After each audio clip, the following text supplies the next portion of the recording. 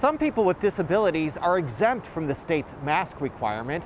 Health officials are concerned people might try to take advantage of those exemptions, and they're warning of a fraud that's now spreading on social media. Lacey Pyre's 9-year-old daughter, Rain, has autism and sensory sensitivity. She has difficulty with any unfamiliar sensations like wearing a mask. It's not just that it's irritating or uncomfortable, it can be painful. Like it can cause them physical pain to have, fabric in areas of their body that they're not used to, or these straps behind their ears that they can feel. People who have breathing problems, severe anxiety, claustrophobia, cerebral palsy, or autism might not be able to wear face masks and are exempted from Washington's mask requirement. The state is warning that some people might claim a disability just so they don't have to wear a mask indoors.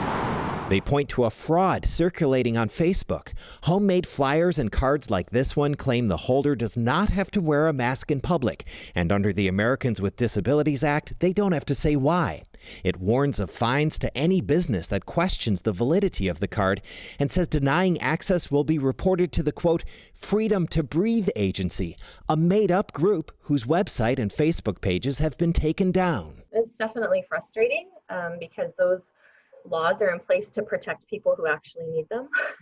And it's frustrating for a family like mine who is doing everything we possibly can to keep our daughter safe, including literally not taking her anywhere for the last 4 months. So to hear that people are taking advantage of that it definitely makes my blood boil a little bit.